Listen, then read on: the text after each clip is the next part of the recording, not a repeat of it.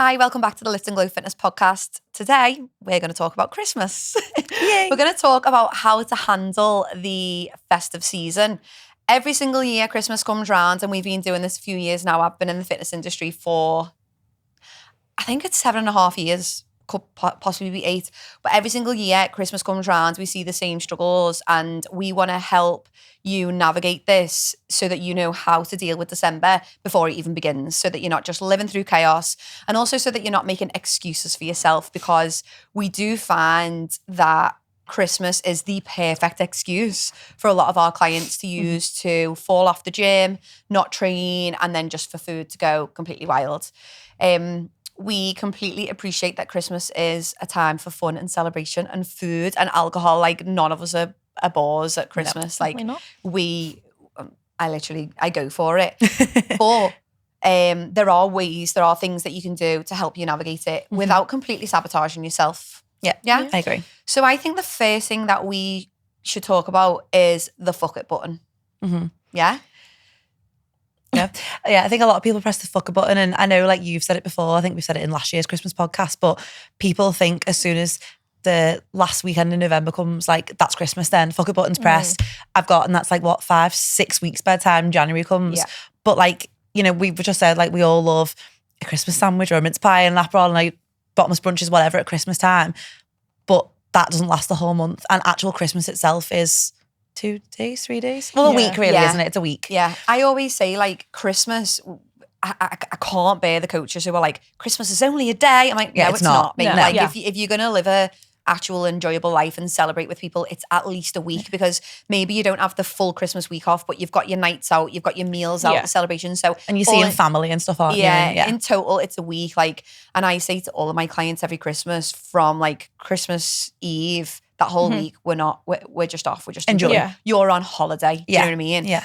But like we coach a normal summer holiday, when you're on holiday, doesn't mean every single meal and every single day has to be mental. Like we were talking the other day about when you're at an all-inclusive, just because it's a buffet doesn't mean you need to eat everything. It's the same. Just because your fridge is full at Christmas doesn't mean you need to properly pick out. think You it's can like still find balance. I think it's like a bit of a glass half empty mentality as well to click the fuck it button, because you look at your entire month, you forecast it and go, well, I've got a night out every single weekend. That's it, ruined. Do you know what I mean? So instead of looking at it like that, it's looking at it like, well, I've got something every weekend, so I can do really well every week instead. So like you say, it's like glass half full versus glass half empty. Yeah. It's all about perspective, much like everything in life, but it's all about perspective and how you look at your month versus like, you know, what you see that you're getting out of it, really. Yeah. Like, obviously December's like everyone's routine is going to be like, mine's very fucking different to a normal week, so it is chaos. But instead of just going, I give up, like it's too chaotic, like I'm just gonna you know, eat everything and drink everything in sight for a month, I'm gonna not go to the gym, I'm not gonna get my steps in, I'm not gonna drink any water, like that just self-sabotages. Like, you need to look at your week or your month or whatever and say, okay, every week, like you've said, Lois, every weekend is chaotic, but in that week there, I can still get 2 sessions in there, I can still get my normal 3 in there. Just because, you know, you might be getting gifted boxes of heroes and mince pies in the cupboards or whatever, and you've got bottomless brunches here, there and everywhere, doesn't mean that you shouldn't still go into your normal food shop, that you shouldn't still eat your protein, eat your fruit and veg and stuff like that. And I know, like, from when I was a midwife, like, and a teacher at Christmas time, like, those staff rooms and, Chocolates, you know, everywhere. chocolates, biscuits, like, obviously all the clients and patients would just bring you in a lot of stuff, but just because it's there doesn't mean you need to go ham on it every shift or day. You've got self-control. Yeah. We are Like, still in control. it makes you like more prepared sometimes. Like, if I know I've got loads coming up, I like make a point to be more prepared in the week when I can. So like you've just said then, it's a bit like a sacrifice, isn't it? Like, when you knew there'd be loads of chocolates around, right, well, okay, well, I've got to take my lunch in, otherwise I'll be too tempted to not eat and just eat chocolate for lunch. So it's like being prepared around the chaos can help you live within it and like thrive in it. I think as well, what we have to remember is just because it's Christmas and just because there's more food around doesn't mean you've lost the ability to control yourself, because when it's not Christmas, there's still food around. You're a grown woman. You can go to the shop. You can buy chocolate. You can go and buy sweets. You can go the chippy on the way home on any day of the year.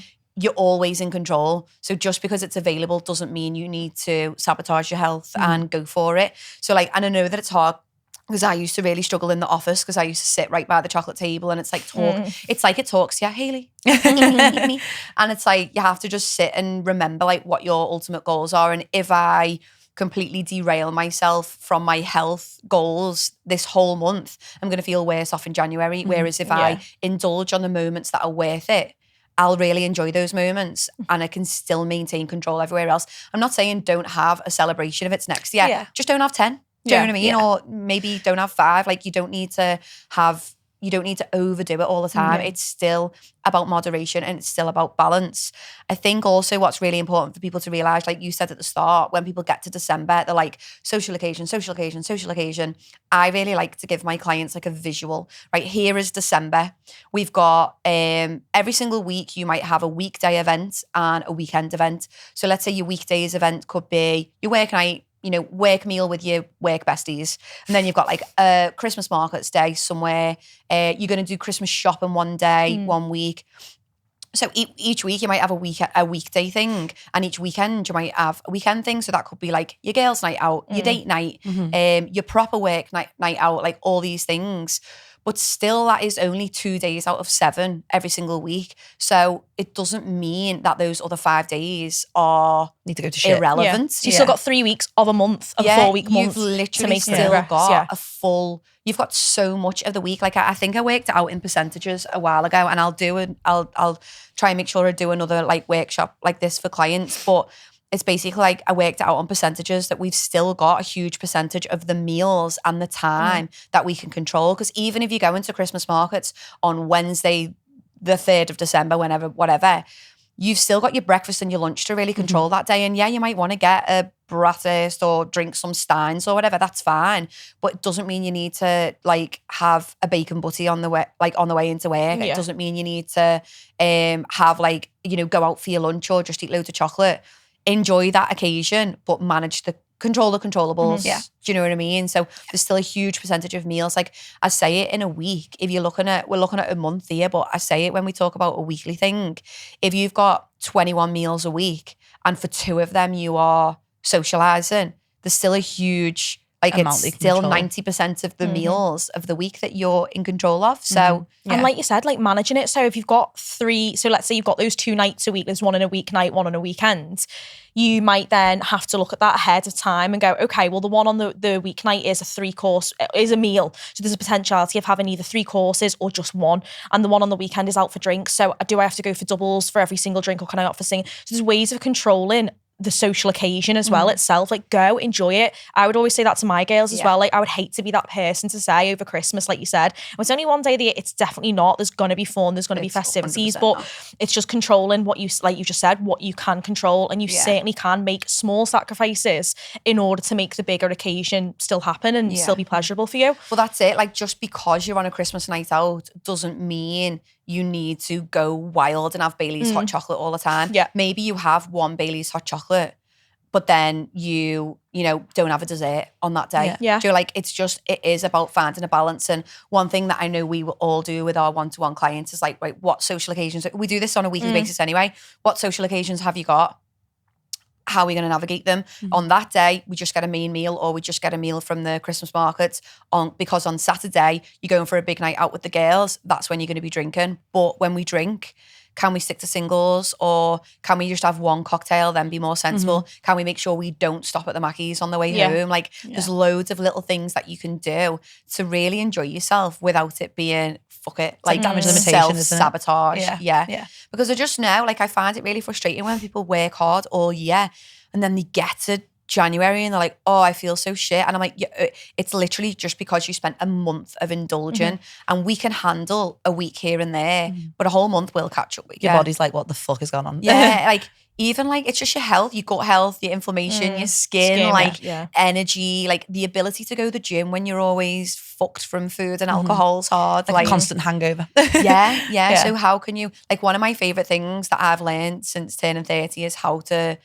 handle drinking better. Because I was just the fuck up button queen, to be honest. Every opportunity to hit the fuck up button, I was there. And like now I have such a better time just sticking to singles, drinking water while I'm out, like going home. Like if it hits 2 a.m, I'm like, oh my God, got me home. Whereas I was like the 6 a.m. person. So it's just like making sure that you're still having fun, but reining it in so that it's not like killing you off. You don't want it to run into the next day and the next day and the next day. You just want it to be like, okay, the day after might be a little bit rough, but then that's it. Then you're back to your normal routine. The Sometimes you day. gotta like remind yourself of that shit feeling as well. Like sometimes if I wake up, for example, and want to miss my workout, or like even the Christmas period, or like I want to go out and press the fuck it button, I think, what happened last year when you did the slowest? Like, how did you feel in January? Like, well, I felt shit. So sometimes you have to have a conversation with yourself about how you felt. Like, oh, well, what happened the other day when you missed your workout? Well, I couldn't get it in because then I told myself I was going to get it in the evening. It never happened because I ended up going out with my fella instead. So all of this, like, you've got to sort of sit and have that conversation that you'd have with your best mate, but with yourself. Yeah. Like, I have to do that day to day. It is literally talking to yourself, isn't it? And like that, like, I'm sure we've all been there. We've been in the car on the way to the gym. You're like, come on, you know, you feel better after this. Like, you literally have to have like your internal voice talk to you. Talk to you, don't you? I like the idea of thinking, how will I feel about this decision when I wake up tomorrow? Like, think of the future you. Like, this is like the past few times I've drank and like you are hungover. Every morning I wake up like after drinking and go, this isn't worth it. It's not, and like it's just not. Like, and I think some hangovers are worth it. Some. Like your wedding was. Yeah. But some are not. But when you've got three in a weekend, like you were saying before, that's you've got to pick your time, pick your moments. My festive calendar is chaos. Like I was just saying something before, wasn't I? Like, I've got something on Friday, Saturday, Sunday. So there's no way that I can press the fuck button on all three of those occasions because you just can't. Wrote off. Yeah. You'll be wrote off.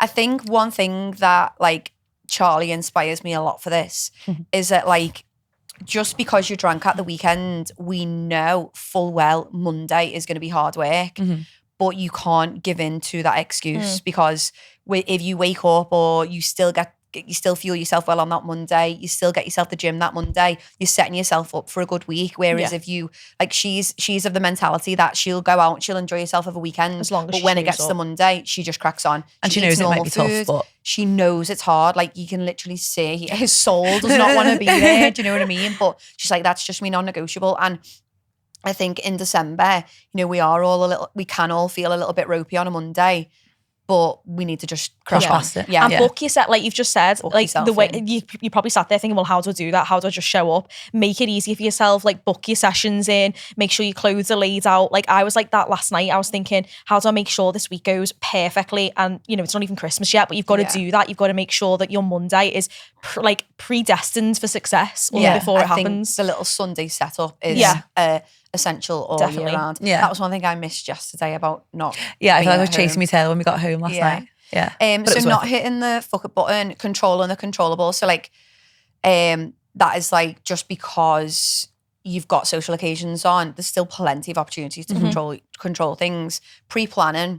So like we would work on this with clients, being like, right, you've got this social occasion, this social occasion. This is how I'd suggest that you handle it. What do you think you will do, or how will you navigate this? And then just remembering that you still have like so many opportunities in the week to show up for your health. I think it's also like with saying that, like looking at your weekend, when we might say to a client, oh, do you think you can get your 3 gym sessions in? It's actually thinking about you in that position and saying, is that realistic for me? Am I going to let myself down? Like, would you rather commit to 2 sessions? And if you get your 3rd in, that's amazing. So don't, you know, if you know that getting your 3-4 sessions in isn't doable, then don't set yourself that goal and then feel shit about it. Like, make it realistic. Set yourself like a great goal and then a non-negotiable. Like a range. Like a range. 2 to 3 workouts. So like I would be like, to me, I'm always like, I would be fucking buzzing if I did this. But I'll be okay. I'll still be happy if I do this. So it could be, I'd be buzzing if I got 4 workouts in this week, but I'll be still really proud if I just get 2. And like having that range so that there is a little bit of wiggle room there, because it can feel chaotic. It feels like there's a never ending to-do list. And God help you mums, like when it's Christmas, I just don't know how. No. I just don't know how mums function in day-to-day life actually. Especially at Christmas. But at Christmas, like you just take all of the load. So there is 6 million things to do. But I would say that showing up for yourself and taking an hour out of the day or a couple of hours out of the week to get to the gym. And all the mums say that, don't give they? you mental space. The mums who come to Lift and Glow, they're like, I need this time where no one is asking me questions. No one is, pestering me. I'm not thinking about my to-do list. I'm not thinking about anything. I'm just here. It's a good way to get some brain space, I think. One of the girls last week, she was like 5 minutes late for the lunchtime class and she'd been with her little ones and she'd like thrown them into, I think it was like a mother-in-law or mums or something.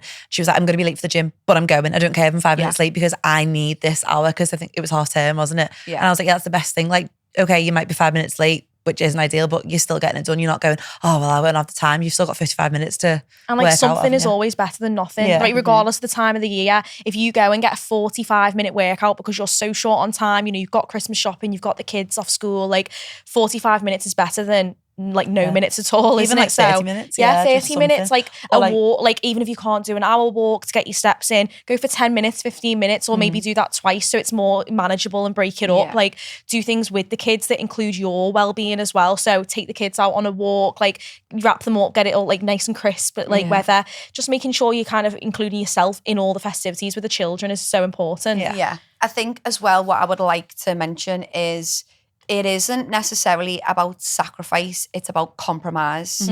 So like it can feel very like, oh, but I can't have that, I can't have that. No. If you have that mindset, you will make it shit. If you're like, no, I'm choosing to take care of myself in this way and I'm compromising, indulging on 10 of these roses because I'm going for dinner and wine later with the girls.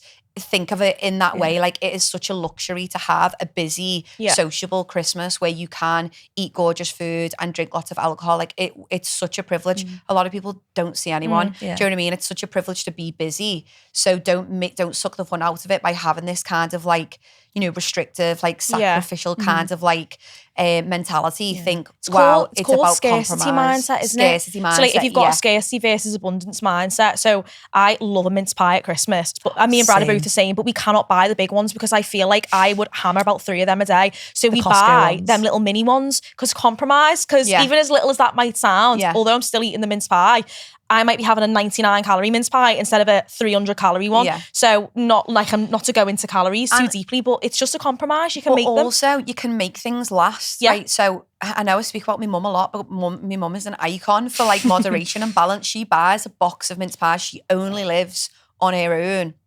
She lives on her own. She buys a box of mince pies, and that box of mince pies lasts her the whole of December. Obviously, if they stay within date. Because she eats one. And then she waits like another few days before she eats another one. Like just because they're there doesn't mean you need to eat them all. Just because there's a box of Heroes next to you doesn't mean you need to eat them all. And certainly if you tell yourself you can't, then you will. And so like it's like the kid in the candy shop mentality. Like if you say to that child, you know, you're surrounded by sweets, but you cannot touch them when I leave this room, they're going to want to do that. Whereas if you say like your mum probably is doing, right, well, my little treat for the day is me little mini mince pie. If you allow yourself that abundance mindset, then you won't have that uncontrollable like hunger for things that you can't physically have. Yeah, and it's setting expectations for yourself that, right, okay, it is healthy to have this indulgent treat.